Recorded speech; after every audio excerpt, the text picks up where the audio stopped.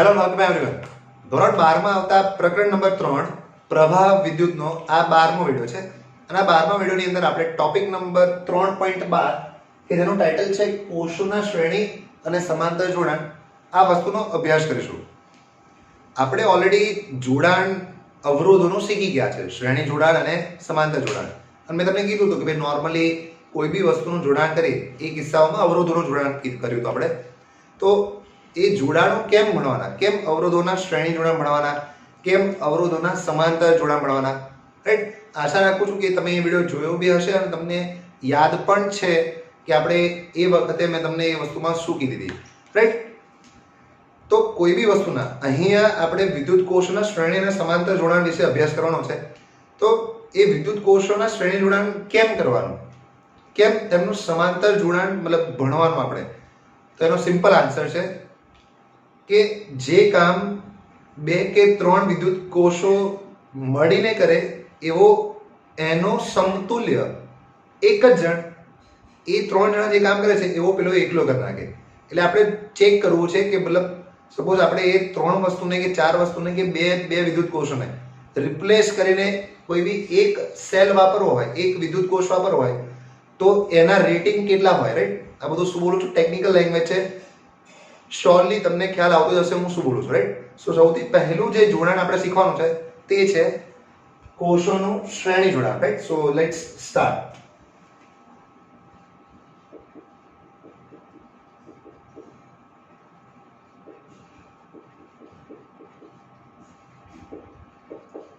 Okay, તમને પ્રશ્ન કેવો પૂછશે કે વિદ્યુત કોષોનું શ્રેણી જોડાણ એટલે શું તે સમજાવો, મતલબ એની વ્યાખ્યા આપો. અને બે વિદ્યુત કોષો જ્યારે શ્રેણીમાં જોડેલા હોય ત્યારે તેમનું સમતુલ્ય EMF અને સમતુલ્ય આંતરિક અવરોધ શોધીને મતલબ એનું જે સમીકરણ છે એ તારવો. અચ્છા, સૌપ્રથમ નાની વસ્તુ સમજાવી દઈશ પહેલા, પછી થિયરીને એક્ચ્યુઅલમાં સ્ટાર્ટ કરીશ. મતલબ થોડું રિવિઝન, એ વસ્તુની ક્લેરિટી હોવી જરૂરી છે તો જ તમને એ વસ્તુ ડિટેલમાં મતલબ ક્યારે ના બોલો ને એવી વસ્તુ થઈ જાય. તો પહેલા વિદ્યુત કોષ એટલે શું? વિદ્યુત કોષ એટલે આપણે શીખી ગયા હતા કે વિદ્યુત કોષમાં આવું કંઈક હોય, મતલબ માનો એની જોડે જ કંઈક હોય. મને ખ્યાલ છે કે તમને યાદ હશે કે આ શું છે ભાઈ, આ એક વિદ્યુત કોષ છે, આ એનો જ ભાગ છે, પણ આપણને ક્લેરિટી આવે એટલા માટે આપણે એને સાઈડમાં ડ્રો કરીએ છીએ. આ એનો આંતરિક અવરોધ કહેવામાં આવે છે, રાઈટ. માન લો આ વિદ્યુત કોષનો રેટિંગ છે, મતલબ EMF છે એપ્સિલોન.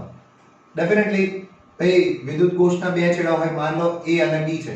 હવે આની આ જ વસ્તુ છે ને તમે આવી રીતે બી લખી શકો આ રીતે, તો કન્ફ્યુઝ નહીં થવાનું કે સર પેલો આંતરિક અવરોધ ક્યાં જતો રહ્યો, એવું નહીં. અમુક વાર છે ને આવું લખીએ છે એપ્સિલોન અને R આવું લખી દે, એટલે તમારે સમજી જવાનું કે ભાઈ એનો EMF એપ્સિલોન છે અને એનો આંતરિક અવરોધ સ્મોલ r છે. એક ક્લેરિટી લાવી દેવાની, રાઈટ. કારણ કે દર વખતે અહીં બાજુમાં ડ્રો કરવું જરૂરી નથી. અને અમુક વાર એવું બી કે તમને કે ભાઈ આનો આંતરિક અવરોધ મતલબ આંતરિક અવરોધ છે એને અવગણજો, મતલબ એને ગણવાની જરૂર નથી. એવું જ્યારે ક્લેરિફાઈ કરે ત્યારે એ બધી પરિસ્થિતિઓમાં તમારે રેડી રહેવાનું, રાઈટ. અચ્છા, તો એ હા એ કોમન વસ્તુ સમજાવી હતી કે ભાઈ એના બે છેડા હોય. તો ફર્સ્ટ ડેફિનેશન મતલબ પહેલી વ્યાખ્યા શું છે કે ભાઈ શ્રેણી જોડાણ એટલે શું? તો કે માન લો આપણે જેવું લઈએ છે કે આપણી પાસે બે વિદ્યુત કોષ છે, ચલો એક આ છે અને બીજો એક આ છે. માન લો આના બે છેડા છે A અને B, અને આના માન લો બે છેડા છે C અને D. જ્યારે આપણે એવું કંઈક અરેન્જમેન્ટ કરીએ, એવી કંઈક ગોઠવણી કરીએ કે જેની અંદર વિદ્યુત કોષોના બે છેડામાંથી કોઈ બી એક છેડો મતલબ બંનેના એક એક છેડા ભેગા કરી દઈએ, એક્ઝેક્ટલી સેમ જેવું અવરોધોમાં કરતા હતા ને એવું ને એવું છે. એટલે માન લો કે આપણે કનેક્શન આવું કંઈક કરી લઈએ અને મતલબ B અને C ને ભેગા કરી દઈએ તો જોડાણ આપણને આવું કંઈક મળશે. મતલબ આ A છે અને આ D છે અને આ પોઈન્ટ B અને C, મતલબ માન લો તમે રેન્ડમલી કોઈ બી કહી શકો કારણ કે B અને C તો હવે એક જ પોઈન્ટ તરીકે કામ કરશે. હા, આ એપ્સિલોન R1 મતલબ માન લો પહેલો જે વિદ્યુત કોષ હતો એનો EMF એપ્સિલોન 1 છે, આંતરિક અવરોધ R1 છે. એ રીતે બીજામાં એપ્સિલોન 2 છે અને આંતરિક અવરોધ R2 છે.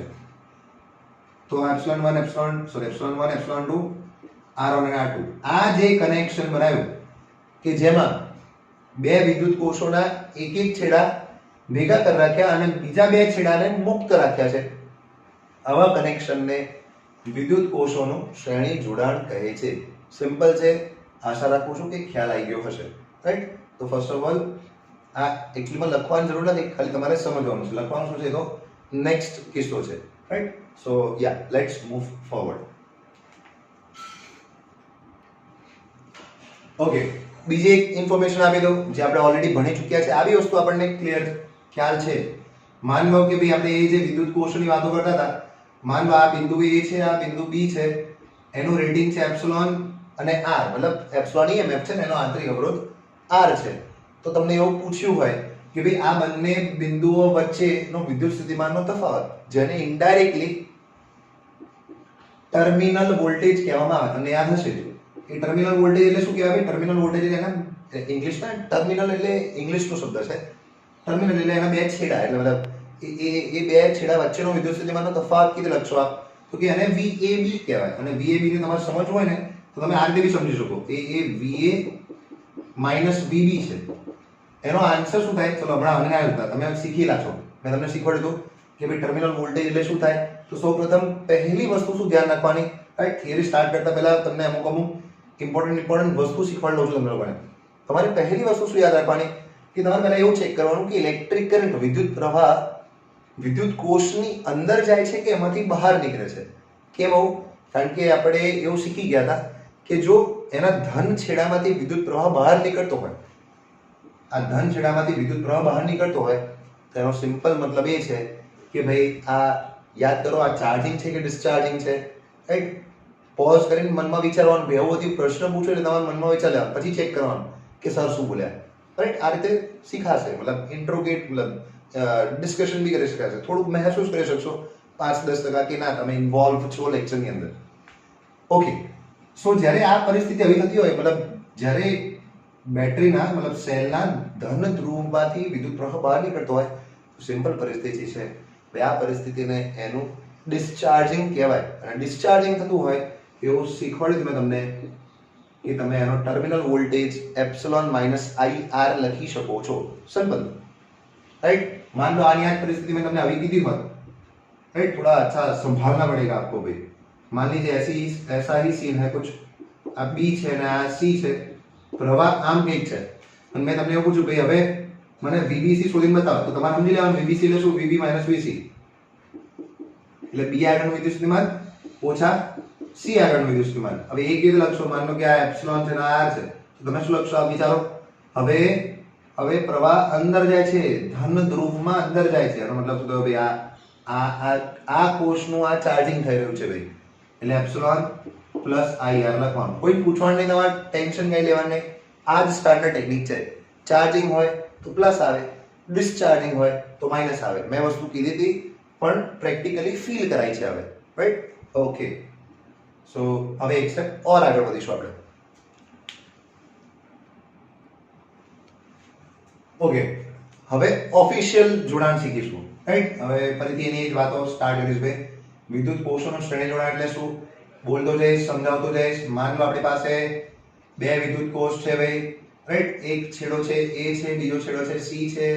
મતલબ પહેલો જે વિદ્યુત કોષ છે એનો EMF છે ε1, આંતરિક અવરોધ છે R1. બીજાનો છે ε2, આંતરિક અવરોધ છે R2. અચ્છા, તો તમે એવું જોઈ શકો છો કે ε1 ના બે છેડા કયા છે? તો કે A અને B. ε2 ના બે છેડા કયા છે? તો કે B અને C. સિમ્પલ છે ભાઈ. અચ્છા, તો આ બે વિદ્યુત કોષોને શું શ્રેણી જોડાણમાં કહેવાય? હા, કેમ કહેવાય? કારણ કે સર દેખાય છે કે બંનેના એક છેડા, મતલબ બંનેના એક છેડા છે ને જોઈન્ટ કરી દે છે, બીજા બંને છેડા મુક્ત રાખ્યા છે. તો કોઈક એવું પૂછે સર મુક્ત રાખ્યાનો મતલબ શું? ભાઈ એ કશું એવું તમારે એવું વિચારવાની જરૂર નથી. આ સર્કિટનો કોઈ ભાગ છે, આની અંદર કશું એવું હોઈ શકે. મતલબ માનો ત્યાં આંતરિક અવરોધ બતાવ્યો હોય અને બીજો એક અવરોધ જોઈન્ટ કરી દીધો હોય, એ બધું તમારે જોવાની જરૂર નહીં. હમણાં આપણે કોન્સન્ટ્રેટ કોની પર કરવાનું? માત્ર ને માત્ર વિદ્યુત કોષો પર જ કોન્સન્ટ્રેટ કરવાનું છે. આવું કંઈ ઓપન પરિપથ, મતલબ ઓપન સર્કિટ હોય બી શકે, ના બી હોઈ શકે. સો ડોન્ટ થિંક ઓફ ધેટ. અત્યારે તમારે એવું વિચારવાનું કે ભાઈ મારી પાસે એવી સર્કિટ છે જેની અંદર માત્ર બે જ વસ્તુ છે અને એ શું છે? બે વિદ્યુત કોષો. That's it. તો હા, જોડાણ કેમ કરીએ? તો માન લો કે આ બંને જણા જે આ બે બિંદુઓ વચ્ચે, આ બંને જણા કયા બે બિંદુઓ વચ્ચે છે? A અને C વચ્ચે. એ જે કામ કરે છે એવો કોક એકલો કરવો જોઈએ. માન લો આ એ છે ને આ સી છે. હવે ધ્યાન આપશો ને તો માન લો કે પ્રવાહ છે ને આમ વહે છે,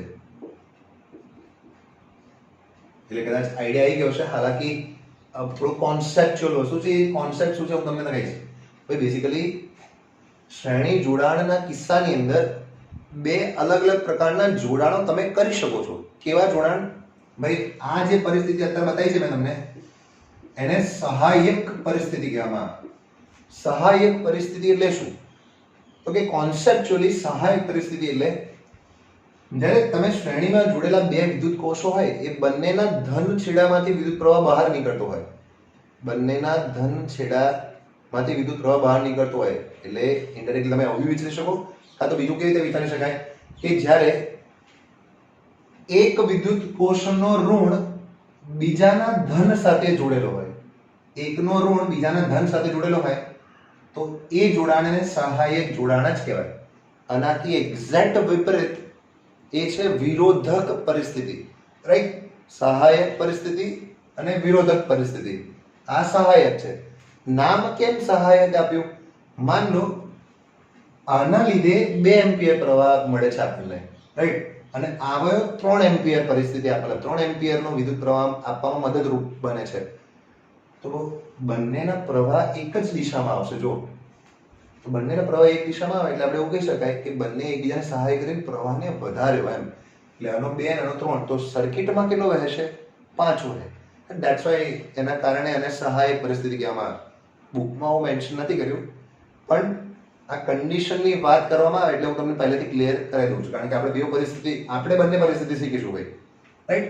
અચ્છા, એટલે બંનેના ધન જોશો તો લેફ્ટ હેન્ડ સાઈડ જ છે, બંનેના રૂટ રાઈટ હેન્ડ સાઈડ જ છે, રાઈટ? એટલે એ બધી અલગ અલગ રીત છે, અલગ અલગ ફેકલ્ટી અલગ અલગ તરીકે સમજાઈ શકે કે ભાઈ સહાયક એટલે શું, વિરોધક એટલે શું. સ્ટાન્ડર્ડ ડેફિનેશન એની પેલી એ જ છે કે ભાઈ એકનો ઋણ બીજાના ધન સાથે. પણ હું નોર્મલી આ રીતે પ્રિફર કરું છું કે ભાઈ તમારે એવું જોવાનું શું બંનેના ધનમાંથી પ્રવાહ બહાર નીકળે છે. બંનેના ધનમાંથી પ્રવાહ બહાર નીકળતો હોય તો સમજી જવાનું કે આ સહાયક છે. અચ્છા, તો ભાઈ એ બે સેલ જેવા કનેક્ટેડ છે એવા જ, મતલબ બંનેના ધન ધ્રુવ લેફ્ટ સાઈડ છે, મેં આ લેફ્ટ સાઈડ રાખ્યો, અને બંનેના ઋણ સાઈડ છે, ઋણ સાઈડ રાઈટ સાઈડ છે એટલે મેં રાઈટ સાઈડ રાખ્યું. કન્ફ્યુઝ ના થતા. હાલાકી થોડું બોલવામાં મારી ભૂલ થઈ ગઈ હશે કદાચ. હા, તો આ બંને જે કામ કરે એવો પેલો એકલો કરવો જોઈએ. તો માન લો એના રેટિંગ છે એપ્સિલોન ઇક્વિવેલન્ટ. આ શબ્દથી તમે વાકેફ, મતલબ તમે જાણો છો આ વસ્તુને. આર ઇક્વિવેલન્ટ કહેતા ને, સમતુલ્ય, એવું. અને માન લો એનો આંતરિક અવરોધનો સમતુલ્ય છે આર ઇક્વિવેલન્ટ. તો આપણે આ શોધવાનું છે કે આ બંનેની જગ્યાએ મારે આ એકલાને મૂકવો હોય તો આની વેલ્યુ કેટલી થાય અને આની વેલ્યુ કેટલી થાય. બહુ સિમ્પલ છે, સિમ્પલ કોન્સેપ્ટ.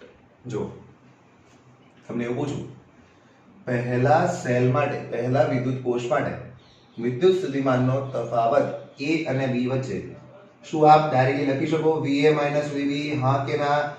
લખતા પહેલા એક મોમેન્ટરીલી પોઝ લેવાનો, વિચારવાનું, પછી લખવાનું. ડાયરેક્ટ લખી દેવાનું. શું વિચારવાનું? કે પ્રવાહ એના ધન છેડામાંથી બહાર આવે છે, મતલબ ચાર્જિંગ પરિસ્થિતિ છે કે ડિસ્ચાર્જિંગ પરિસ્થિતિ છે, તો જ જજમેન્ટ લેવાનું. ભાઈ દેખાય છે કે ભાઈ પ્રવાહ બહાર નીકળે છે એટલે આ ડિસ્ચાર્જિંગ પરિસ્થિતિ છે. ડિસ્ચાર્જિંગ પરિસ્થિતિની અંદર તમે લખી શકો છો એપ્સિલોન માઇનસ IR. પણ કારણ કે આનો રેટિંગ છે એપ્સિલોન 1 ને EMF આંતરિક અવરોધ 4 એટલે આ તો લખીશું આપણે. સિમ્પલ છે, કંઈ જ વિચારવા લાયક છે નહીં ભાઈ. મને નહીં લાગતું આ કંઈ અફલાતુન વસ્તુ છે. બીજા વિદ્યુત કોષોની વાતો કરીએ તો બીજા વિદ્યુત કોષના બંને છેડા, મતલબ VB - VC લખવું હોય તો તમે કેવી રીતે લખી શકશો? સેમ ટુ સેમ, કારણ કે એમાંથી ધનમાંથી પ્રવાહ બહાર નીકળે છે. એપ્સિલોન 2 - IR2 આ સીન થાય સિમ્પલ. તો જો બંને કિસ્સામાં તમને VB અહીં બી દેખાય છે, VB અહીં બી દેખાય છે, અને એક માઇનસ છે અને એક પ્લસ છે. અત્યારથી કદાચ જજમેન્ટ ના આવે પણ હું નોર્મલી એવું શીખવાડું કે ભાઈ એક પ્લસ છે અને એક માઇનસ છે તો આ બંને સમીકરણને, મતલબ માન લો સમીકરણ નંબર 1 છે, સમીકરણ નંબર 2 છે, બંનેને એડ કરી દો. મતલબ ડાબી બાજુને ડાબી બાજુ સાથે, જમણી બાજુને જમણી બાજુ સાથે, તો કંઈક તમને વિશેષ મળશે. જો આ માઇનસ VB પ્લસ VB ઉડી જશે, કેન્સલ થઈ જશે લેફ્ટ સાઈડથી. બચશે શું આપણી પાસે? તો કે VA - VC is equal to epsilon 1 વત્તા epsilon 2 minus IR1 minus IR2. થોડોક એડજસ્ટમેન્ટ કરીશ, ખાલી ε1 પ્લસ ε2 લખી દઈશ અને અહીંથી હું માઇનસ આઈ ને કોમન કાઢી શકું તો બચશે શું? અંદર r1 વત્તા r2 બચે ભાઈ. ફરીથી કહું છું, કંઈ વિશેષ છે નહીં ભાઈ. એટલે માન લો સમીકરણ નંબર 3 છે. દેખાય છે કે તમે a અને c વચ્ચે વિદ્યુત સ્થિતિમાનનો તફાવત આ કિસ્સા માટે શોધી લીધો. હવે આનો આ લોજિક મારવાનું સમતુલ્ય પર. આ જ પ્રોસેસ હતી અવરોધોનું. જ્યારે હું જોડાણ સમજાવતો હતો ને, મેં આ જ પ્રોસેસ આવી રીતે જ વાતો કરેલી છે, રાઈટ? એટલે આ સ્ટાન્ડર્ડ ટેકનિકથી આપણે આગળ કામ કરવાનું છે. Don't make mistake. તો હવે આ સમતુલ્ય, મતલબ માન લો આકૃતિ નંબર 2 હોય તો આની a અને c વચ્ચે તમે કેવી રીતે લખી શકો? તો કે va - vc બરાબર, સર એકદમ ઈઝી છે સર, એપ્સિલોન માઇનસ ir લખવું જોઈએ. હા, સિમ્પલ છે. આમાંથી બી i પ્રવાહ વહે, જેમાંથી વહે એ જેમાંથી વહે. તો હા, પણ આનો એપ્સિલોન તો એપ્સિલોન ઇક્વિવેલન્ટ છે અને r એનો r ઇક્વિવેલન્ટ છે. તો તમે ધ્યાનથી જોશો તો માન લો આનું સમીકરણ નંબર 4 કીધું. 3 અને 4 માં તમને દેખાશે કે ડાબી બાજુ સમાન છે. જો va - vc va-vc અને જમણી બાજુ કન્ફર્મ સિમિલર થવી જોઈએ, રાઈટ? તો એ કિસ્સામાં તમે 3 અને 4 ને સરખાવી શકો છો. સરખાવશો એટલે તમને ખબર પડશે. જો એપ્સિલોન ઇક્વિવેલન્ટ બરાબર શું મળ્યું? એપ્સિલોન ઇક્વિવેલન્ટ બરાબર ε1 વત્તા ε2 મળ્યું. મારા હિસાબે આ કોન્સેપ્ટ ક્લિયર થયો હશે.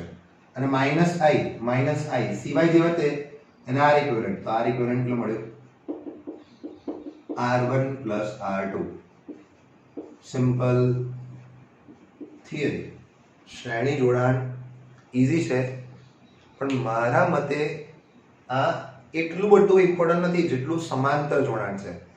समांतर जोड़ान 4 मार्क्स में आवे छे, राइट? So be careful. फिर से क्लियर कर रहा हूं भाई, એવું જરૂરી નથી કે હું કહું એવું જ થાય.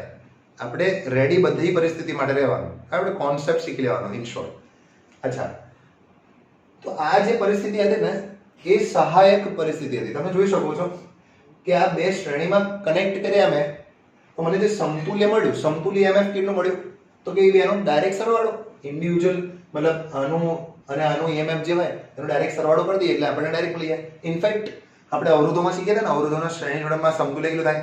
R ઇક્વિવેલન્ટ બરાબર R1 પ્લસ R2. એ જ પ્રોસેસ છે. જો R ઇક્વિવેલન્ટ શું થાય? R1 plus R2. સેમ ऐसा याद रह सकता है आपने. પણ આ પરિસ્થિતિ વેલિડ છે સહાયક જોડાણ માટે. શ્રેણી જોડાણમાં પણ સહાયક પરિસ્થિતિ, રાઈટ? માન લો વિરોધક પરિસ્થિતિ હોય તો શું સીન થાય? કંઈ જ કન્ફ્યુઝ નહીં થવાનું. એ વસ્તુ હાલાકી મેં લખેલી છે આખી થિયરી એન્ટાયરલી, પણ એ વસ્તુ તમને ડાયરેક્ટલી સમજાવી દઉં છું. માન લો કે વિરોધક પરિસ્થિતિ હોય, હા, પણ મારે ઇરેઝ કરી ફરીથી સમજાવવું પડશે. ચલો કંઈ નહીં, અને ઉડાડી પછી ફરીથી સમજાવું છું. 10 મિનિટ. ઓકે, હવે વિરોધક પરિસ્થિતિ સમજવા માટે મતલબ એક એક્ઝામ્પલ લઉં છું. માન લો કે આવો કંઈક સીન હોય કે આ એ છે અને આવું કંઈક હોય. તમને ડાયરેક્ટ મારા ખ્યાલથી તમે ડાયરેક્ટલી વ્યાખ્યા આપી શકો છો પોતાની રીતે જ કે ભાઈ વિરોધક પરિસ્થિતિ એટલે શું થાય. સેમ નું સેમ સીન છે. Epsilon 1 R1 epsilon 2 R2. મારા હિસાબે તમને ક્લેરિટી તો હોવી જોઈએ. અચ્છા, થોડા અચ્છા સમજાવુંગા, મતલબ રૂપમાં તો એક જ પરિસ્થિતિ આવેલી છે, પણ હું તમને બંને પરિસ્થિતિથી વાકેફ કરાવું. I will make you understand both the things. આપણે A અને C વચ્ચે શું સીન થશે એવું સમજાવવાનું છે, રાઈટ? देखिए, रट्टा मत मारना है. पहली बार पहला परिस्थिति શું જોવી પડે કે સહાયક છે કે વિરોધક? આ વિરોધક છે. કેમ? જ્યારે બંનેના ઋણ છેડા ભેગા કરીને શ્રેણી જોડાણ બનાવવામાં આવે, જોડાણ છે શ્રેણી જ, પણ એમાંય બંનેના ઋણ ભેગા કરીને જોઈન કર્યા છે, મતલબ એક એક એન્ડ જે ભેગા કર્યા ને બંનેના ઋણ ભેગા કર્યા છે, પણ ડેફિનેટલી આ વિરોધક પરિસ્થિતિ છે. સર કેમ વિરોધક? જો સિમ્પલ એક્ઝામ્પલ આપું. માન લો આની આ પરિસ્થિતિ છે, કોઈ એક પ્રેક્ટિકલ એક્ઝામ્પલ લઈને તમને કહું. सामान्यतः वो सीन है, मान लो आ 4 वोल्ट છે અને આ 1 વોલ્ટ છે. ફીલ કરના સિર્ફ થાય શું તો કે બે બેટરી જ્યારે હવે કનેક્ટેડ હોય, મતલબ માન લો કે આ બેટરી છે જ નહીં, આ બેટરી નહીં, તો વિદ્યુત પ્રવાહ કઈ દિશામાં વહે? સોચો, લેફ્ટ કે રાઈટ? ડેફિનેટલી લેફ્ટ સાઈડ વહે છે. જો આ ફોલો થાય તો, મતલબ આ ના હોય તો 4 વોલ્ટ વાળી એટલી જ છે, તો ધનમાંથી બહાર નીકળે પ્રવાહ. मान लो હવે 4 વોલ્ટ વાળી નહીં, તો વિદ્યુત પ્રવાહ કઈ બાજુ વહે? એના ધનથી બહાર નીકળે, મતલબ રાઈટ સાઈડ વહે. તો જો આ એકલી હોત તો પ્રવાહ લેફ્ટ સાઈડ, જો આ એકલી હોત તો પ્રવાહ રાઈટ સાઈડ. હવે હારા બંને છે એક સાથે, તો સર ફોલો કોને કરવાની? તો સિમ્પલ લોજિક, જે મોટી હોય ને તો બંનેમાંથી મોટી કોણ? તો કે 4 વોલ્ટ વાળી બેટરી, તો એ ફોલો થાય એટલે કે આ રીતનો સીન થાય, એટલે વિદ્યુત પ્રવાહ આ રીતનો નીકળે. પહેલી વાત, આ મને મારા ખ્યાલથી તમને આ બધી વસ્તુ ક્લિયર થઈ ગઈ હશે કે ભાઈ પ્રવાહ કેમ લેફ્ટ સાઈડ નાખ્યો, કેમ મેં આને ના મતલબ આનામાંથી બહાર કેમ ના કાઢ્યો. સિમ્પલ સીન, અહીંથી બી ખબર પડી જાય કે ભાઈ આ કનેક્શન વિરોધક છે. કેમ? આની અંદર પ્રવાહ આવે છે અને આની અંદરથી પ્રવાહ બહાર નીકળે છે, મતલબ આના ધનમાં અંદર બેસે છે અને આના ધનમાંથી બહાર નીકળે છે. એટલે તમને ખબર પડે કે ભાઈ આનું શું થાય છે, ચાર્જિંગ કે ડિસ્ચાર્જિંગ. મગજમાં વિચારજો શાંતિથી, મનમાં રાઈટ. ડેફિનેટલી મને ખ્યાલ છે ત્યાં સુધી તમે આન્સર બોલ્યા હશો. આનું ચાર્જિંગ થાય છે સર, આનું ડિસ્ચાર્જિંગ થાય છે. એટલે જ્યારે પેલું બે છેડા વચ્ચે વિદ્યુત સ્થિતિમાનનો તફાવત લખીએ ને તો બદલાઈ જાય ફોર્મ્યુલા. એટલે હું તમને ડાયરેક્ટ કેસમાં નાખી દઉં છું પેલું કે ભાઈ આ કિસ્સામાં માન લીજીએ, મતલબ આ જ એક્ઝામ્પલ અહીં ફિટ કર્યો હોય તો કોણ મોટું છે એવું માન લો. અત્યારે એવું માન લો કે ભાઈ ε1 ε2 કરતા મોટો છે, એટલે મેં છે પેલા ડ્રો નતું કર્યું. જો આવું પરિસ્થિતિ હોય ને તો જે મોટો હોય એના જેવી જ સમતુલ્ય બેટરી આવે. એટલે મોટી કોણ? ε1. તો ε ની ડાબી બાજુ ધન છે, જમણી બાજુ ઋણ છે, તો આ બેટરી આવે. માન લો એ ε ઇક્વિવેલન્ટ છે અને આર ઇક્વિવેલન્ટ છે. આર ઇક્વિવેલન્ટમાં કંઈ જ ફરક નહીં, શ્રેણી જોડાણ, એટલે આ આન્સર. પણ હા, એપ્સિલોન ઇક્વિવેલન્ટમાં સમતુલ્ય કેટલું થાય? વિરોધક પરિસ્થિતિમાં તફાવત આવે. એટલે શું થાય? સિમ્પલ, ε1 ε2. ખબર પડી જાય. 4 વોલ્ટ અને 1 વોલ્ટની બેટરી હોય તો ઇફેક્ટ કેટલી આવે? 3 વોલ્ટની આવે. સિમ્પલ છે રાઈટ. હું નોર્મલી એવું શીખવાડું. માનો એક્ઝેક્ટ વિપરીત પરિસ્થિતિ હોત, મેં તમને એવું કહી દીધું હોત ને, ઇન કેસ એવું કીધું હોત કે ભાઈ સપોઝ ε2 મોટો હોત ε1 કરતા, તો તમે એ શૂટ કરત. આ ઉતાવળિયું કામ નહીં કરવાનું. તો પાલન કોણ થાય? મોટી જે હોય ε2 મોટી હોય તો એવી પ્રકારની સમતુલ્ય થાય, આવું કંઈક સીન થાય. એટલે પ્રવાહ આમ નીકળે. અત્યારે પ્રવાહ આમ જાય છે, मेरे हिसाब से सब दिमाग में जा रहा है. एप्सिलॉन इक्विवेलेंट આ કિસ્સાની અંદર શું થશે? ε2 ε1. એટલે હું નોર્મલી છોકરાઓને એવું શીખવાડું કે બીવાની જરૂર નહીં, મગજમાં એવું યાદ રાખવાનું, માનાંકમાં ε1 ε2 યાદ રાખવાનું. રાઈટ. જે મોટું હોય મોટી માઇનસ નાની. પાલન મતલબ ડ્રો કેવી કરવાની, દોરવાની કેવી રીતે? તો કે મોટી જે રીતે કનેક્ટ કરેલી હોય એ જ પ્રકારમાં કનેક્શન કરવાનું. આશા રાખું છું કે ભાઈ શ્રેણી જોડાણમાં सहायक परिस्थिति અને विरोधक परिस्थिति एकदम क्रिस्टल क्लियर है भाई. मैं जानता हूँ कि बहुत अच्छा समझाया मैंने. चैनल सब्सक्राइब करना भूलवा नहीं लिया. ઓકે, તો આ થિયરીની અંદર શું લખવાનું છે એ પ્રશ્ન ઓલરેડી મેં આગળ લખેલો છે, ડિટેલની અંદર લખેલો છે. જેવી રીતે લખ્યો છે એ રીતે તમારે કોપી પેસ્ટ કરવાનું છે. કદાચ બે વિદ્યુત કોષોના શ્રેણી જોડાણ કોને કહે છે? ε1 અને ε2 EMFના શ્રેણી જોડાણ માટેનું સમતુલ્ય EMFનું સૂત્ર મેળવો. એટલે આંતરિક અવરોધનું બી આવી જાય. હા, એટલે પરફેક્ટલી સર્કિટ સમજાયેલી છે. સો આપ શાંતિ से लिख लो इसको. હજુ થિયરી ખતમ નહીં થઈ. હા, જે આ રાઈટ હેન્ડ સાઈડ છે ને અને પછી જો ભાગ આવે છે જે આ બાજુ લખેલો છે, હવે એ સ્ક્રીન પર લઈ જાઉં તમને લોકોને. ઓકે, એટલે પેલું પતે એટલે તરત આ લખી દેવાનું. આ કમ્પ્લીટ સિરીઝ કનેક્શન શ્રેણી જોડાણ ડિટેલમાં છે બધી થિયરી. રાઈટ. હવે આગળ વધીશું આપણે સમાંતર જોડાણના કિસ્સામાં. Let's start. ઓકે, તો નેક્સ્ટ ટોપિક છે વિદ્યુત કોષોનું સમાંતર જોડાણ. હમણાં જ આપણે શ્રેણી જોડાણ જોયું, હવે સમાંતર જોડાણ. ક્યારે આપણે એવું કહી શકીએ કે ભાઈ આપેલ વિદ્યુત કોષો સમાંતર જોડાણમાં છે? કે ભાઈ જ્યારે માન લો તમારી પાસે બે વિદ્યુત કોષો છે, એક છે મતલબ આ રીતનો બતાવ્યો છે અને બીજો આ રીતનો દેખાય છે તમને લોકોને. જ્યારે આપણે ડેફિનેટલી બે છેડા હોય રાઈટ, જ્યારે બંનેના એક છેડા એક બિંદુએ અને બીજા છેડા બીજા બિંદુએ જોઈન્ટ કરી દઈએ રાઈટ, તો એ જે ગોઠવણી મળે આપણને એને સમાંતર જોડાણ કહેવામાં આવે છે. માનો આ પોઈન્ટ છે એ છે, સી છે, વચલા પોઈન્ટને B1 કહી દઈએ અને આ પોઈન્ટને આપણે B2 કહી દઈએ. સિમ્પલ છે રાઈટ. ડાયરેક્ટ લખી શકાય એવું બી છે. ઓકે, અને માન લો કે આ પહેલો વિદ્યુત કોષ છે ε1, આંતરિક અવરોધ R1 એપ્સિલોન 2 આંતરિક અવરોધ R2. ધ્યાનથી જોજો, આની અંદર મેં શું કરેલું છે, બંનેના ધન ધ્રુવો એક બિંદુએ, બંનેના ઋણ ધ્રુવો બીજા બિંદુએ, આવા પ્રકારના જોડાણ સમાંતર જોડાણ કહેવામાં આવે છે. હાલાકી તમે આનું ઓલ્ટરનેટ બી કરી શકો, મતલબ ઋણ ધ્રુવ બી અહીં કનેક્ટ કરી શકો, પણ એ વખતે નિશાની બદલાઈ જશે. પેલું તમને શીખવાડતું સહાયક અને વિરોધક.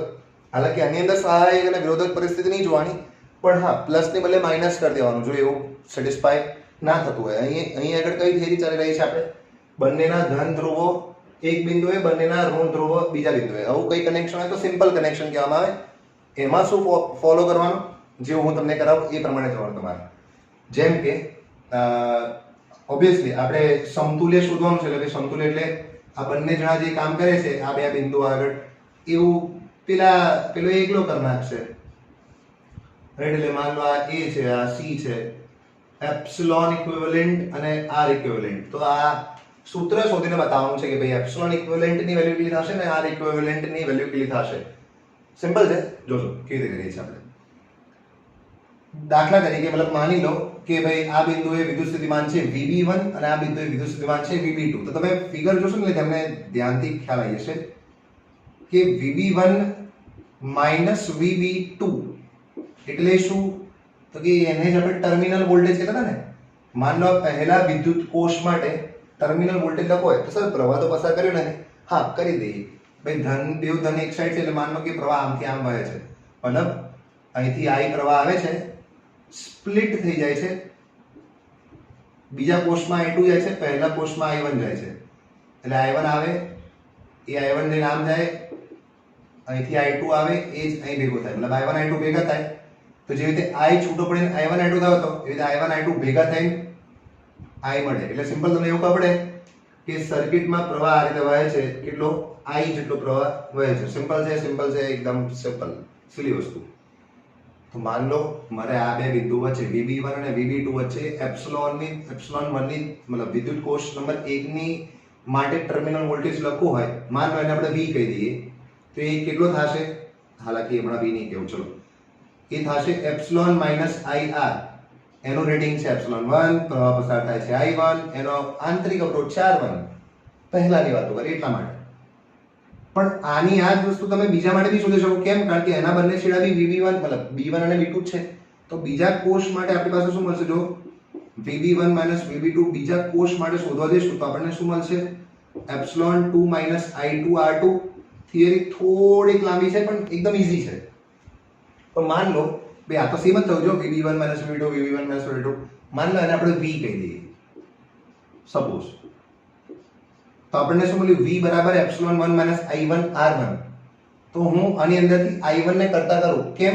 તો એક લોજિક જુઓ, B1 બિંદુ પકડો કાં તો B2 બિંદુ, તમે કોઈ બી એક બિંદુ તરફ ધ્યાન કેન્દ્રિત કરશો આપ, તો તમને ખબર પડશે કે B1 માં કેટલો પ્રવાહ અંદર આવે છે, તો કે I1 I2, અને કેટલો બહાર નીકળે છે, તો કે I. તમે સીધી રીતે સમજી શકો, આ 3 એમ્પિયર હોય, આ 4 હોય તો આ 7 થાય, સિમ્પલ લોજિક. એ રીતે સપોઝ આ 7 હોય તો અહીં 3 જાય તો અહીં કેટલું જાય, 4. એટલે એવું ખબર પડે કે ભાઈ I ની વેલ્યુ I1 વત્તા I2 છે, અને સમાંતરમાં તો વોલ્ટેજ સરખો રહે, પ્રવાહ વહેંચાય એટલે પ્રવાહ પર જ કોન્સન્ટ્રેશન કરવાનું તમારું ભાઈ. એટલે પ્રવાહને શોધી લાવવાનું. મતલબ માન લો પહેલું સમીકરણ હોય અને બીજું સમીકરણ હોય, તો પહેલા પરથી આપણે એવું લખી શકીએ કે I1 R1, એટલે નામ લઈ લઈએ તો શું થશે, એપ્સિલોન 1 માઇનસ V બદલો રહે. તો I1 કેટલો મળે આપણને, તો કે એપ્સિલોન 1 માઇનસ V ના છેદમાં R1. આની આ જ રીતે બેઠું સેમ ટુ સેમ બીજા સમીકરણમાંથી પકડશો એને I2 ને, તો એપ્સિલોન 2 માઇનસ V ના છેદમાં R2 મળશે. સિમ્પલ. માન લો ત્રીજું સમીકરણ, ચોથું સમીકરણ એક્સપ્લેન કરી રહ્યો છું, તમને ખ્યાલ છે.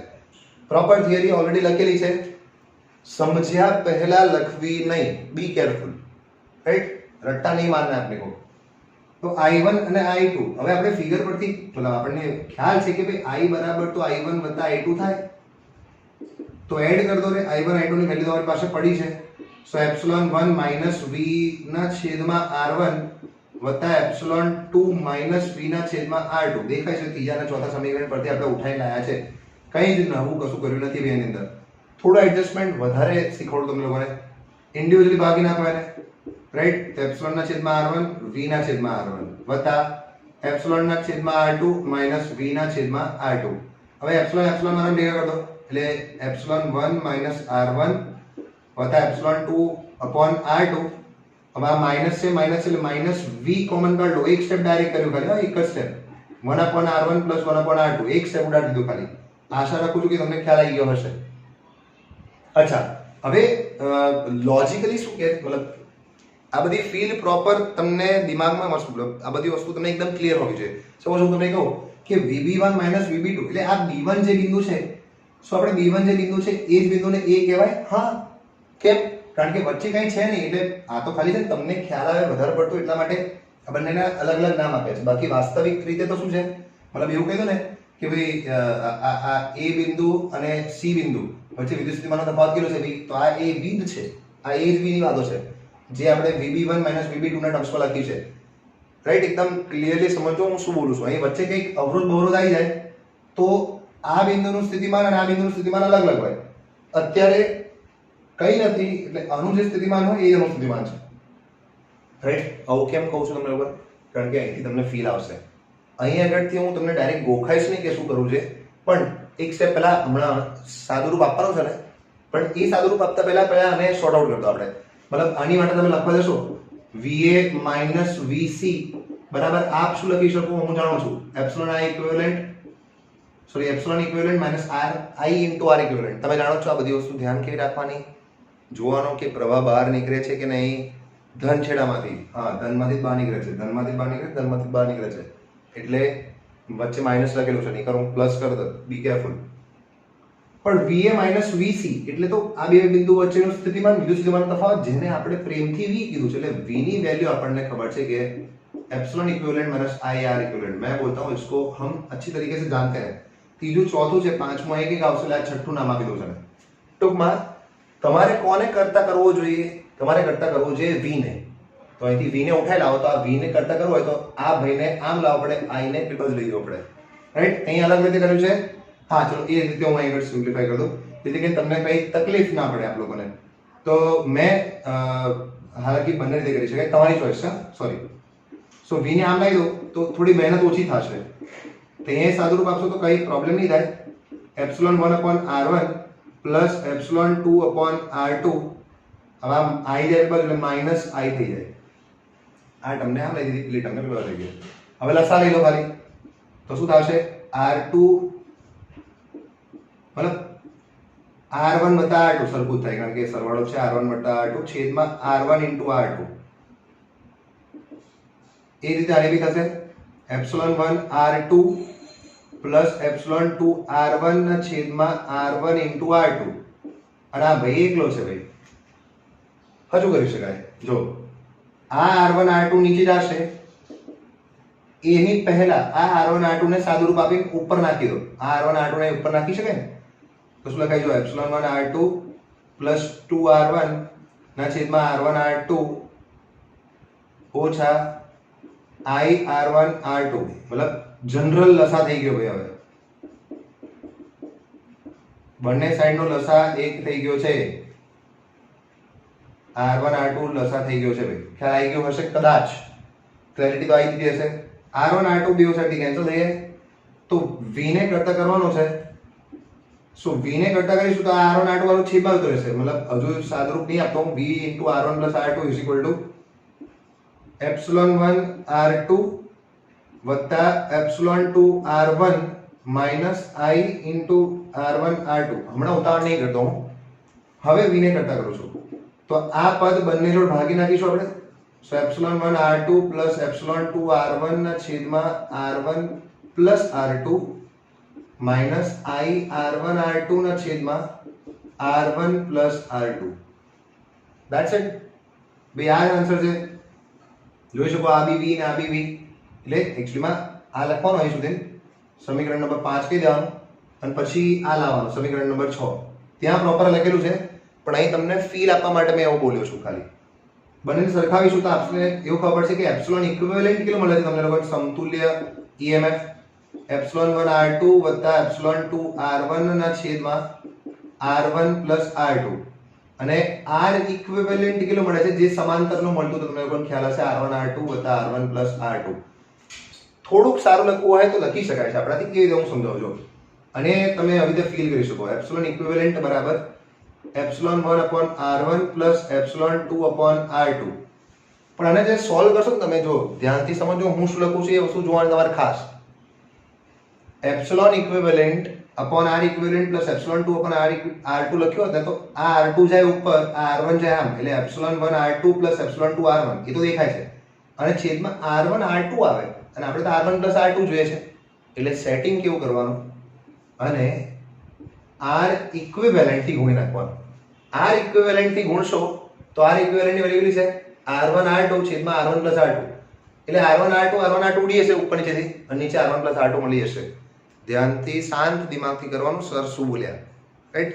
રફમાં કામ કરશો તો તમને આઈડિયા જશે. એટલે બુકમાં છે ને આવું લખેલું છે જે ટેકનિક સારી ટેકનિક છે ઇનફેક્ટ કે સમતુલ્ય EMF શોધવું હોય ને તો આ રીતે શોધવું જોઈએ. Epsilon equivalent upon r equivalent is equal to epsilon 1 upon r1 plus epsilon 2 upon r2 up to so on જેટલા કોષ હોય એટલા રાઈટ. અહીં બે છે એટલે બે ની વાત કરીશું. અને આ તો આપણને ખબર જ છે કે ભાઈ સમાંતરમાં શું થાય 1 upon r equivalent બરાબર 1 upon r1 plus 1 upon r2 up to so on જે હોય. આશા રાખું છું કે ખ્યાલ આવી ગયો હશે. જો જનરલમાં બોલી જાવ ને તો સમાંતર કનેક્શન હોય સમાંતર જોડાણ હોય વિદ્યુત કોષોનું તો સમતુલ્ય EMF એપ્સિલોન ઇક્વિવેલન્ટ કેવી રીતે શોધી શકાય તો કે એપ્સિલોન ઇક્વિવેલન્ટ ના છેદમાં r ઇક્વિવેલન્ટ બરાબર epsilon 1 upon r1 plus epsilon 2 upon r2 plus epsilon 3 upon r3 plus epsilon 4 upon r4 જેટલા કોષો હોય એટલા. અને આંતરિક અવરોધનું સમતુલ્ય તો તમને ખબર છે સમાંતરમાં શું થાય સમાંતર જોડાણમાં અવરોધનું જોડાણ સમાંતર જોડાણ હોય તો અવરોધનું વેલ્યુ કેવી આપી શકાય સમતુલ્ય 1 upon r equivalent is equal to 1 upon r1 plus 1 upon r2 right. Easy છે સમજી શકાય તેવું છે ખાલી થિયરીમાં એડજસ્ટમેન્ટ કરવાનું છે. એટલે i is equal to i1 plus r2 બે આ મારા મતે મેઇન વસ્તુ છે અને આની પરથી v ને કરતા કરવાનું એનું આઈડિયા પણ આવો આવશ્યક છે રાઈટ. એટલે આ રીતે તારવેલી છે પ્રોપર ત્યાં લખેલી છે.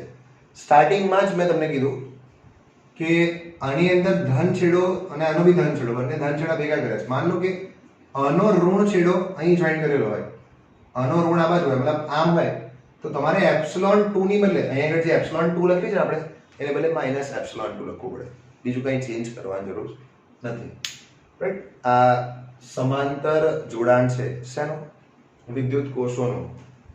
फिर से बोल रहा हूँ वेरी इंपॉर्टेंट थियरी 4 मार्क्स ની थियरी રાઈટ. પૂછાઈ શકે તેમ છે એટલે એકવાર પરફેક્ટલી લખી દેવાની વાંચી લેવાની જાતે લખવાનો પ્રયત્ન કરવાનો. કોઈ બી ડાઉટ હોય કોમેન્ટ સેક્શન ની અંદર પૂછી લેવાનો doubt. I will try to solve it for sure right. હવે આ થિયરી લખવાની છે ફટાફટ જલ્દી લઈ જાઉં છું સ્ક્રીન તરફ. ઓકે થોડુંક સોરી કે નીચેનું ના દેખાયું હવે ક્લેરિટી આવી ગઈ હશે. ઓકે તો તમે થિયરી જોઈ શકો છો. આ 4 માર્ક્સની NS થિયરી ઇમ્પોર્ટન્ટ થિયરી લખેલી છે મેં ઓલરેડી કે ભાઈ કોષોનું સમાંતર જોડાણ એટલે શું સમજાવો. મતલબ બે વિદ્યુત કોષો હોય તમારી પાસે જે સમાંતરમાં જોડેલા હોય તો તેનું સમતુલ્ય EMF પણ શોધીને બતાવો એમ. તો થિયરી આખી કમ્પ્લીટ લખેલી છે. સમીકરણ 8 અને સમીકરણ 9 સુધીને લખવાની છે જે રાઈટ સાઈડ બોટમની અંદર છે. ત્યારબાદ છેલ્લી લાઈન લખવાની જે લાલ અક્ષરથી લખેલી છે. જો બીજા કોષનો ઋણ ધ્રુવ પહેલાના ધન સાથે જોડેલો હોય તો એપ્સિલોન 2 ની બદલે માઇનસ એપ્સિલોન 2 મૂકવાનું. ફરી એકવાર યાદ રાખજો NS ઇમ્પોર્ટન્ટ લખી લો રાખજો રાઈટ. ફટાફટ લખી લો. ઓકે તો એકચ્યુઅલીમાં એ થિયરી બેઝનો આ સમ નથી. હમણાં એક દાખલો કરવાનો છે જે આપણે નોર્મલી મારે ક્યારે કરાવવાનો હતો જે પેલું વિદ્યુત કોષનું જ્યારે ટોપિક સમજાવ્યું મેં તમને રાઈટ. ટોપિક નંબર 3.11 પોસિબલી એ 3.11 બાદ તમને નોર્મલી આ દાખલો કરાવવો જોઈએ. હાલાકી અત્યારે બી કંઈ એવું નથી કે તમને નહીં આવડે. કોન્સેપ્ટ તો ક્લિયર જ હોય. અવરોધોનું જોડાણ આવડે તમને શ્રેણી સમાંતર અને પ્રવાહ શોધતા આવડતું હોય આરામથી તમે ઓહમનો નિયમ મારીને કાં તો પેલું શ્રેણી સમાંતર અવરોધોમાં સમતુલ્ય અવરોધ કેવી રીતે શોધી શકાય એ કોન્સેપ્ટ ક્લિયર તો ડેફિનેટલી હશે જ. તે જ કોન્સેપ્ટનો ઉપયોગ કરીને આપણે આ એક ઉદાહરણ નંબર 3.5 કે જે આપણે વચ્ચે મિસ થઈ ગયો હતો એ કરી લઈએ. ચલો આકૃતિમાં દર્શાવ્યા મુજબ 1 ઓહમનો આંતરિક અવરોધ ધરાવતી 16 વોલ્ટની બેટરી સાથે અવરોધોનું એક નેટવર્ક જોડેલ છે. એટલે એક આ બેટરી છે જેનો આંતરિક અવરોધ 1 ઓહ્મ છે, એટલે આ આખી એક બેટરી કહેવાય, રાઈટ? આખી એક બેટરી કહેવામાં આવે. રેટિંગ એના 16 વોલ્ટ અને આંતરિક અવરોધ 1 ઓહ્મ, એટલે આ એનું ઈએમએફ છે ઓબ્વિયસલી. અચ્છા, તો તમને એવું પૂછ્યું છે કે સૌપ્રથમ નેટવર્કનું સમતુલ્ય અવરોધ ગણો. પહેલી વાત યાદ રાખજો, અવરોધોનું એક નેટવર્ક જોડેલ છે. નેટવર્કમાં ખાલી આ ભાગ આવે, આ ઉપલો ભાગ દેખાય છે ને, એ જ આવે. એમાં આ અવરોધ આવે નહીં. બેટરીનો આંતરિક અવરોધ તો અંદરનો છે, બેટરીની અંદર હોય. શેમાં હોય? પેલું વિદ્યુત દ્રાવણ હોય ને એની અંદર હોય. એટલે હવે એ તો ઓબ્વિયસલી સર્કિટનો ભાગ નથી. તો શું કરવું જોઈએ, રાઈટ? Let's start. સમતુલ્ય અવરોધ શોધવું હોય તો બહુ ઈઝી ટેકનિક છે. તો જો, એટલે પહેલા એ નો આન્સર આપીશું. નેટવર્કનો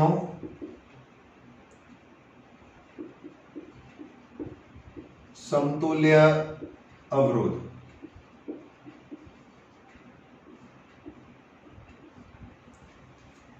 આકૃતિ પરથી સ્પષ્ટ છે કે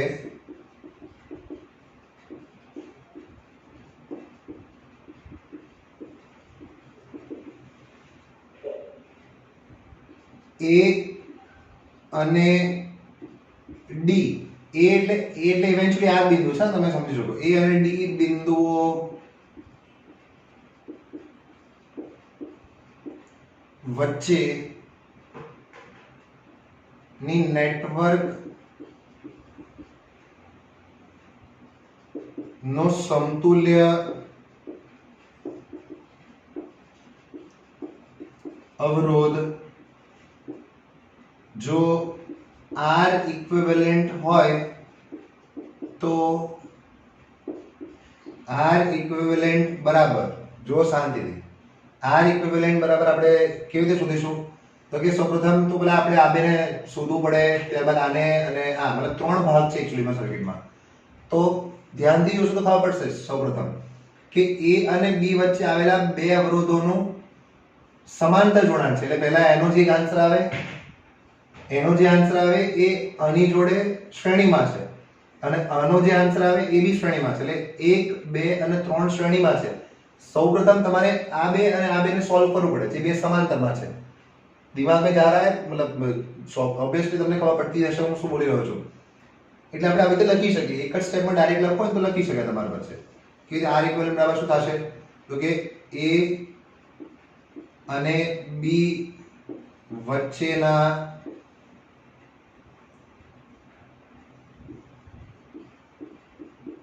અવરોધોનું સમતુલ્ય વત્તા, કેમ? કારણ કે શ્રેણીમાં છે પેલો. B અને C વચ્ચે આવેલો અવરોધ કે જે એક જ છે, વત્તા હવે આ બેનું બી સમાંતર, એટલે અહીં લખી શકાય કારણ કે એ સમાંતર જોડાણ છે. આ તો સીધું છે, અને આને લખી શકાય C અને D વચ્ચેના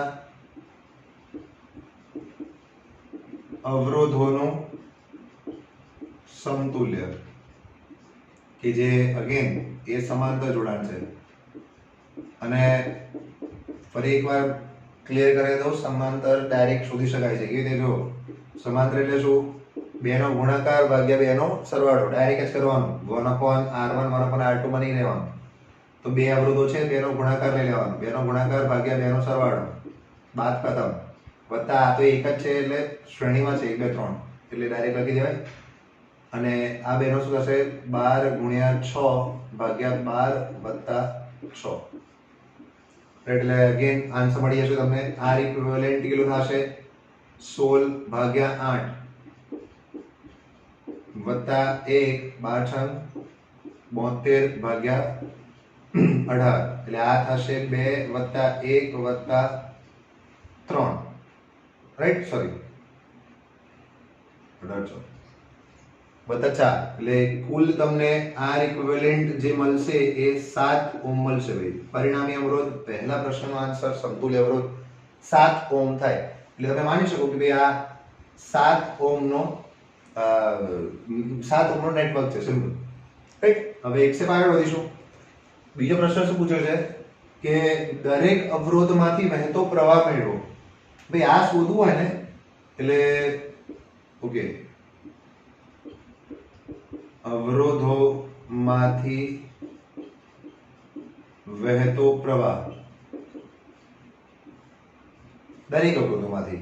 એની માટે મેં સ્પેશિયલી અહીં આગળ એક આ જે આકૃતિ છે ને એની અંદર ઓલરેડી મેન્શન કરેલું છે મેં કે ભાઈ માન લો અહીં ઉપરથી I1 જાય, અહીંથી I2 જાય.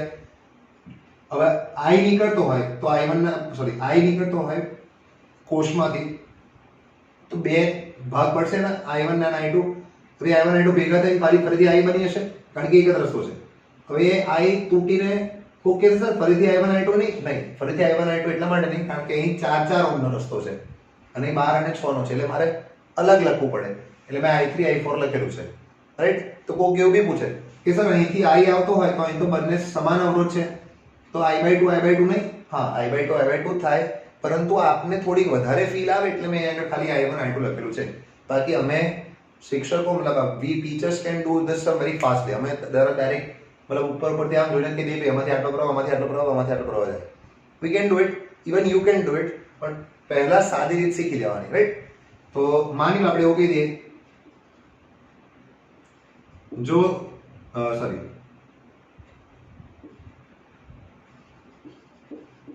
અવરોધોમાંથી વહેતા પ્રવાહો આકૃતિમાં દર્શાવ્યા પ્રમાણે ધારો. સપોઝ કે ભાઈ એમાંથી I1 I2 એવું હોય એમ. તો સૌપ્રથમ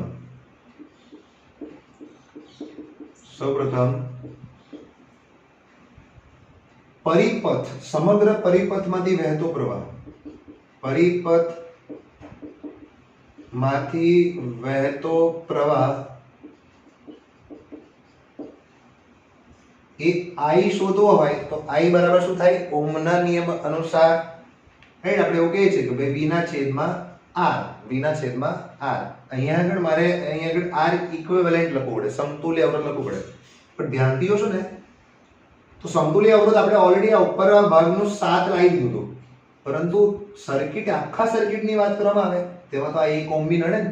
એટલે કેટલો પ્રવાહ વહે તો કે આનો સમતુલ્ય વત્તા આ શ્રેણીમાં જ છે એટલે આ 7 વત્તા આંતરિક અવરોધ ભાગ મતલબ સોરી એટલે અવરોધમાં એ તમારે લેવું પડે પિક્ચરમાં.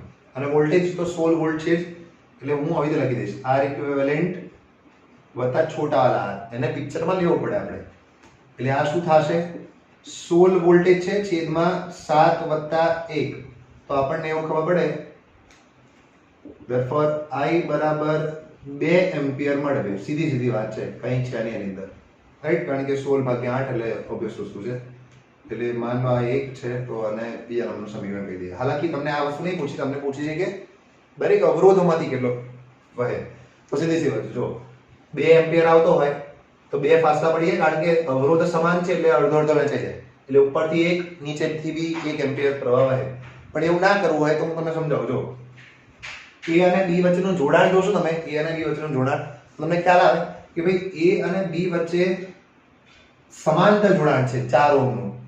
સમાંતર જોડાણ હોય તો સમાંતર જોડાણમાં કઈ વસ્તુ સમાન રહે? વોલ્ટેજ કે પ્રવાહ? Obviously voltage, right. એટલે આના બે છેડા આગળ 4 ઓહમના બે છેડા આગળ એટલે A અને B વચ્ચે જેટલો વોલ્ટેજ હોય એટલો જ વોલ્ટેજ આ નીચલા 4 ઓહમ વાળા એક્રોસમાં હોય. એટલે હું એવું લખી શકું, રાઈટ.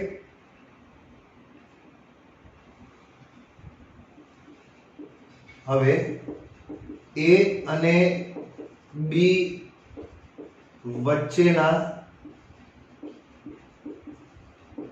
અવરોધો માટે આ બંને મતલબ આ 4 ઓહમના વચ્ચે જેટલો વિદ્યુત સ્થિતિમાનનો તફાવત હોય એટલો વિદ્યુત સ્થિતિમાનનો તફાવત નીચલા મતલબ ઉપરના જેટલો વિદ્યુત સ્થિતિમાનનો તફાવત હોય એટલે નીચે હોય.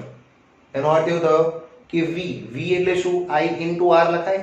આપણે એવું લખી શકીએ I1 into R કેટલો છે ભાઈ પહેલા વાળાનો 4 is equal to I2 into 4.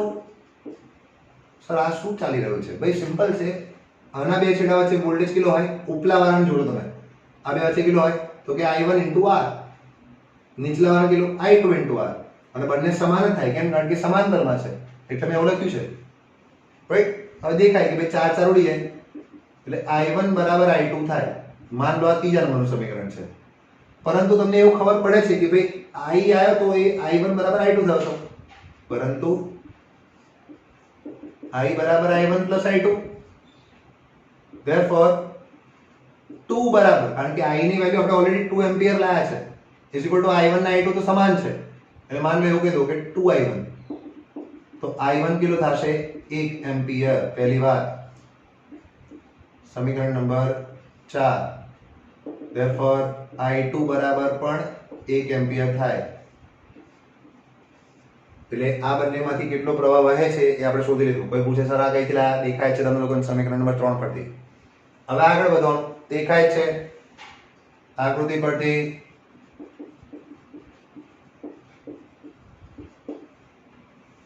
1 ohm એટલે B અને C વચ્ચે ના 1 ઓહ્મ અવરોધમાંથી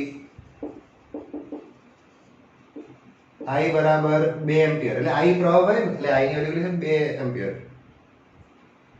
વહે છે હવે વાર્તા કરવાની એની સેમ કોન્સેપ્ટ C અને D વચ્ચેના અવરોધો માટે એની એ જ વસ્તુ મારીશ હા જોજો હવે C અને D વચ્ચેના અવરોધો માટે સેમ ટુ સેમ લોજિક વિદ્યુત સ્થિતિમાનનો તફાવત સમાન થાય એટલે i3 * 12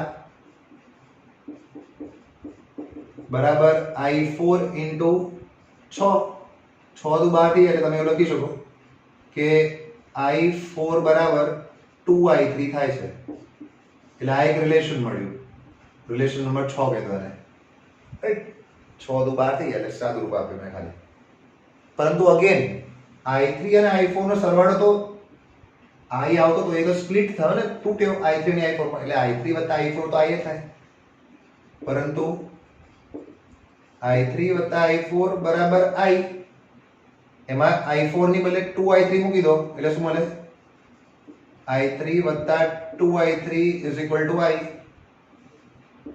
તો 3i3 બરાબર i તો i3 કેટલો મળે i ના છેદમાં 3 i હતો 2 તો 2 ના છેદમાં 3 એમ્પિયર એટલે i3 મળી ગયો અને therefore i4 કેટલો મળે અને બમણો ડબલ થઈ જાય એટલે 4/3 એમ્પિયર બે આ ચારે ચાર સોરી 1 2 3 4 5 પાંચે પાંચ અવરોધોમાંથી કેટલો પ્રવાહ વહે છે એ ડિટેલમાં લખેલું છે રાઈટ આઈડિયા આવી જ જાય તમને હજુ આ પહેલો ભાગ સોરી બીજો ભાગ છે હજુ આ ત્રીજો ભાગ શોધવાનો બાકી છે હાલાકી એ તમે સહેલાઈથી કરી શકો છો બટ સ્ટીલ એ બાકી છે એટલે સૌપ્રથમ આપ આટલી વસ્તુ કોપી કરી લો ત્યારબાદ જે વિદ્યુત સ્થિતિમાનનો તફાવત છે ને એ શોધી લઈશું આપણે રાઈટ અને હા આ સમ ઇમ્પોર્ટન્ટ છે 4 માર્ક્સમાં અગેન 4 માર્ક્સમાં પૂછાઈ શકે એમ છે એકદમ સિમ્પલ સમ ને પણ થોડુંક લેન્ધી છે એટલા માટે થોડોક તમારો સમય ખાઈ શકે છે 7 થી 10 મિનિટ ઇન્વેસ્ટ કરવી પડે આ સમને સોલ્વ કરવા માટે that's why it is important right note down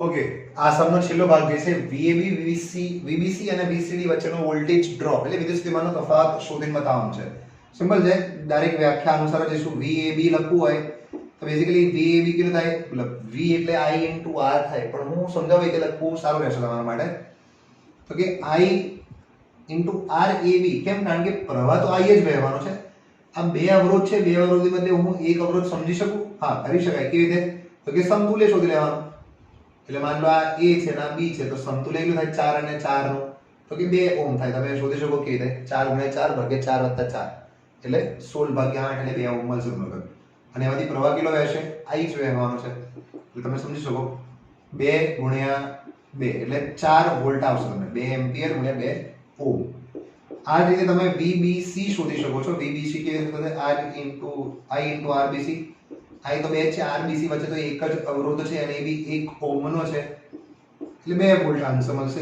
છેવટે VCD બી શોધી શકો છો આપ I into RCD રીતે I into RCD થશે કે લોકો ભાઈ સમતુલ્ય શોધવું પડશે 12 × 6 ભાગ્યા 12 + 6 તમે જાણો છો કે આ 4 થવાનો ને આ 8 ઓવરઓલ તો સમજો 8 વોલ્ટ વત્તા 2 વોલ્ટ 10 ને 4 14 વોલ્ટેજ થયું હતું આપણી પાસે કેટલું રીડિંગ 16 માંથી 14 આપણે અહીંયા આગળ ઇન્વેસ્ટ થઈ ગયું, મતલબ ડ્રોપ થઈ ગયો આપણો વોલ્ટેજ વિદ્યુત સ્થિતિમાનનો તફાવત 14 તો અહીં હતો તો બીજો 2 વોલ્ટ ક્યાં આગળ જાય, રાઈટ? આશા રાખું તમે બોલ્યા હશો કે ભાઈ એ આંતરિક અવરોધમાં જાય, રાઈટ? એટલે આ રીતે 14 અહીં અને 2 વોલ્ટ અહીં, એ રીતે 16 વોલ્ટ વહેંચાય. સારો સમજો સમજવા માટે ફટાફટ આ ભાગ બી કોપી કરી લો જલ્દી.